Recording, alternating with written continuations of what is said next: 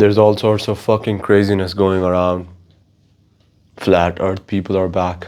Apparently, I don't know how the Epstein's files got leaked, and people are still fucking believing in fucking flat Earth. There's a girl on a podcast. She literally has only these teeth. I swear to God, that's the only teeth she has, and she's bald, and she's also Asian, and she looks like a vampire. So it's like a vampire rabbit. You know, I don't know whose blood is she gonna suck. You know what I mean? Fucking poor carrots. Poor carrots. And then on top of that, we have fucking Valentine's Day being celebrated by people, and they're saying like, you know, everybody's doing the spouse. Everybody's celebrating with their spouse because Valentine's Day is supposed to be that, right? And then they're like, no, no, no, you should bring your children as well. Bro, shut the fuck up, bro. What is with these stupid fucking innovations? No, just fucking celebrate your Valentine's with your fucking spouse. Eat some goat feed, eat some fucking fenugreek, you know, and then have a good night, you know what I mean? Night, night. But these fucking guys, bro, they want to invite the children in as well. This fucking stupid people, bro. These stupid fucking people, I'm sorry. What the fuck? Let your children go with their spouse. Stop fucking sticking to them. With all due respect, let them have their Valentines with their spouse. Why the fuck you gotta get in the middle of that? You know what I mean? Jeez. Why is that so stupid or so hard to understand? I don't get it. And fucking Valentine's Day was supposed to be like, what do you call it? Like, it was some sort of like saint something feast. It was a feast, and then the Romans had some sort of a feast as well. And then they all said, fuck it, let's make it a day and call it Valentine, the feast of fertility. Don't quote me on this, I'm just saying. So they apparently all had fucking goat feed and soup and freaking all these testosterone boosting shit. Perhaps, so they can get nice and fat. And I mean it in a way where then you're able to have healthier babies or able to conceive for both men and women. And that was it. That was it. And I wonder, like, what did they eat? Like, we do know, like, the Romans and everything, they were eating bread, so the bread was freaking high quality. They were doing something with it. And then they had cheese. What else did they have? I think they had olive oil as well. I think. I'm not sure though. And I wonder, like, did they have any of these freaking tobaccos and stuff? And it's been a while since I had one of these little cigars. I think it's been a week, more than a week, yeah. And I got this freaking nice little lighter, this trench styled lighter. It's pretty cool. It's one of those from the Amazon. Just got it recently. I've been wanting to get it, but I'm gonna make like a shelf here and put some tobaccos and put some lighters and cigars and stuff. It would look cool, just for myself, not for a show or something. And I don't get it, bro. I don't get these people who get things just to show them off. It's like, why? What's the purpose? Why do you wanna make people feel a certain way or get a certain image of you? I've never really gotten that. It's sort of like manipulative in a way, or do they want something from you? What's the motive? I don't get it. I do know like some people do it so, you know, they get some sort of attention or create a buzz or something. I've never truly understood why though. What do they really get from it? It's, for me, it feels like oddly, if I see a person who's showing off, it puts me off. It's like, it's almost like this, a deterrent for me. It's like, ah, shit, I don't want to, mix with that person. Even though I might have business with him, I'm not gonna fucking get close, because these types of people, you better keep your distance. Don't wanna freaking involve yourself with these type of people. It's not worth it. Never really ends well. And that's just my feel. I've never really experienced that, and maybe that's good because I've kept my distance. But I'm just saying. I'm just saying. And what else? Fucking dating life. Here in the UAE, it's like fucking finding a needle in a haystack. That's what it is. So, do you really have the time to look for a needle in a fucking haystack? I mean, do people really get that desperate and are not able to control themselves? I mean, could be, right? Could be. But geez, bro, that's a lot of work, time. And I sometimes try to think about it. I'm like, is it really? Because we all are, not we all, but most of us are chasing work, money, things so we can be stable in life, or we can get things,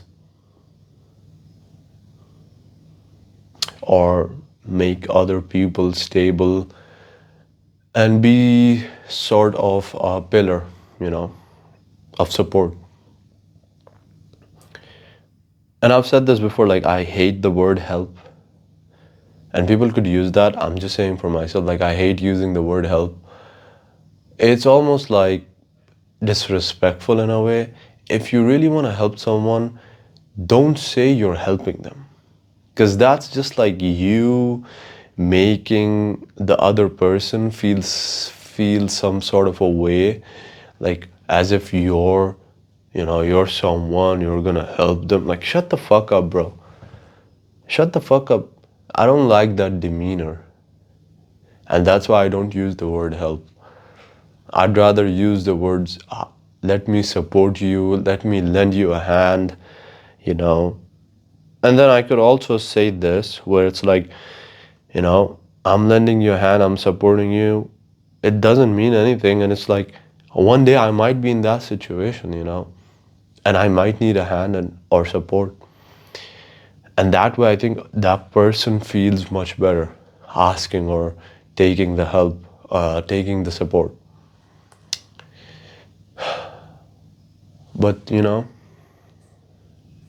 maybe people don't think of it that way. So yeah, fucking dating life, I don't think there's enough time for it. And, kudos for the people who do actually have the time for it and have the fucking brains for it. Because it's like, jeez, bro, for sure. Fuck's sake, bro. And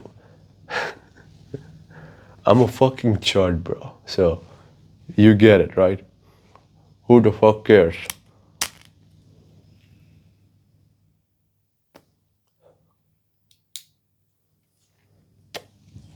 And this ladder is pretty cool, by the way. You need to flip it open, and then there's a flint underneath. So you just do.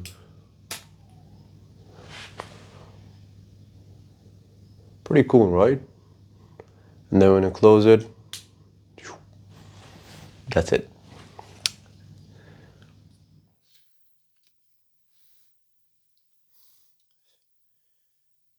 It's all fun and games, bro. Until until fucking pride gets the best of you. Until pride or ego gets the best of you, and then you're like, oh shit, what fucking happened? Oh, life is bad, and you fucking spiral out. And it's like, this is just fucking karma. This is just karma of what you were overindulging on. Once you start fucking indulging, like fucking going crazy, you know, just going face first and everything, like gluttony, you know, things start fucking coming back, bro. And we've seen it with I've seen it with a lot of people who get too high on themselves. It's like they forget like who they were or how they, how did they get here? At some point you had to struggle. And not people, but just generally, when you're suffering yourself, you forget one thing. You think you're the only fucking miserable person. And I think everyone is guilty of that at a level. Some people fucking overindulge on that, and some people realize it quickly that no matter who it is, nobody's fucking escaping suffering. It's coming for everybody. It came for your ancestors. It's gonna come for your fucking grandchildren and their grandchildren and you. So coping is the only way. And it's like, how do you cope with that? Well, one, you could ignore it, but what you ignore doesn't fucking disappear. So it's like, it's gonna come back someday. So it's like a fucking ghost just like behind this fucking curtain, just waiting for you. Just fucking waiting for you. And as soon as you fucking get, you just breathe, you're like, there it is. It fucking shows up like, it's like the mask, it's right here. The green thingy. Then the other way is just to fucking face it every day. Chip on it every day. Chip on it every day. And then I think you get used to it, just like fucking breathing. It's like, oh yeah, it's there. But who gives a shit? Who gives a shit?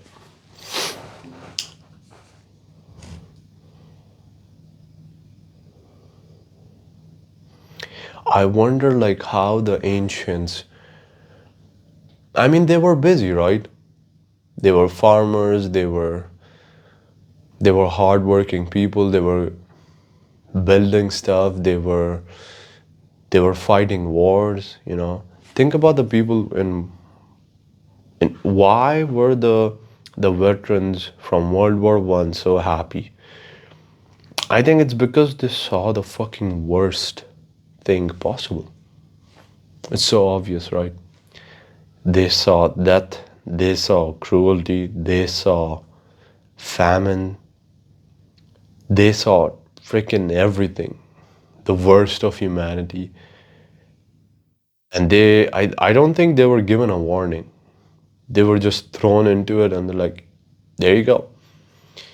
What do you have to do? Go to the other fucking trench. And it's like, what did they do to get to that other trench? Jeez. I remember I was overindulging on the World War history, and I was going through all these first-hand accounts. I was listening to Jocko, fucking amazing. I've said it before. I'll say it again. I'll keep saying it. If you wanna, you know, actually learn about things, specifically about war and mindset and all that, you could get a really good perspective from Jocko, and that's just one perspective, and you could take so many different perspectives. Dude, I couldn't finish some of the podcast because it fucking made me borderline fucking unable to do anything. Because I kept thinking, I was in that era almost, because I was listening to that music. I was listening to, what's that song name, man? I can't remember, but it's like when you write World War I songs and then all these songs pop up, these playlists, Vietnam War playlist and stuff like that. All these playlists pop up, and I was listening to that. I was like, God damn, bro. And then you realize, oh, it's because they went through the worst of everything that the everyday life is like almost nothing. It's like lightweight. It's less than lightweight. It's like just body weight. You're just walking around, it's like nothing. It doesn't bother you. And that's what it is. I think that's the formula for most things. This might go out.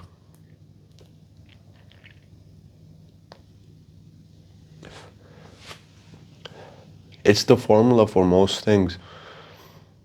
Like, usually people say like, oh, you're feeling burnt out, or you're feeling, this and that. Could be true, you might need some rest, but I would say like Jocko says, like, not today, just go for another day and see how you feel tomorrow. And if tomorrow you feel the same way, then take a rest.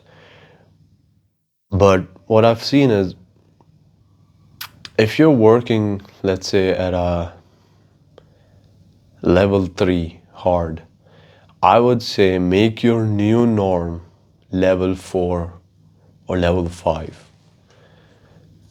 So what ends up happening is, yes, you did do, you know, some extra reps or work and stuff. But when you take it a notch down, you actually feel grateful or happy. You're like, holy shit, at least I'm not fucking going heavyweight. And then even when you had it a notch down, you were still fucking steamrolling ahead. You weren't going slow, you were going at a pace. I think that's it. Most people dread, and then they let off the fucking race. They stop steaming. They slow down. And I think it should be the opposite. You should fucking go more, and then slow down. So it's like imagine if you were at a speed of 3, you pushed it up, you went 5, 6, 7, and then when you had it a notch down, you were at like 5 or 4. So you were still better than what you were doing, right? You're at a better pace, you're moving a little bit more, faster. But, I'm just saying. I'm just saying.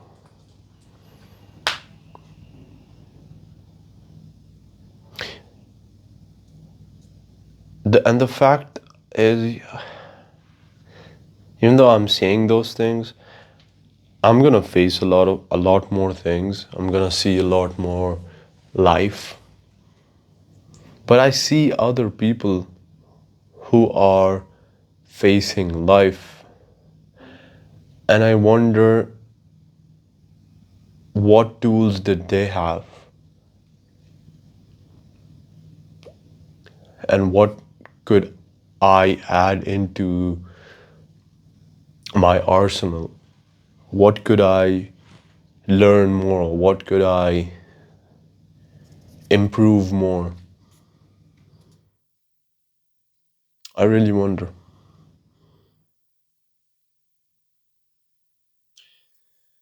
But yeah, it's the fact of life though. But generally, I would say it's also important to focus on the blessings that you already have, because you didn't have them before, right? And a lot of other people really don't have all these blessings, or what you could even consider luxuries.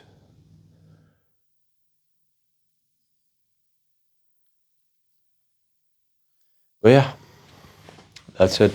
That's it, I think. I'm gonna come back to you with a new episode. But for now, that's it. See you.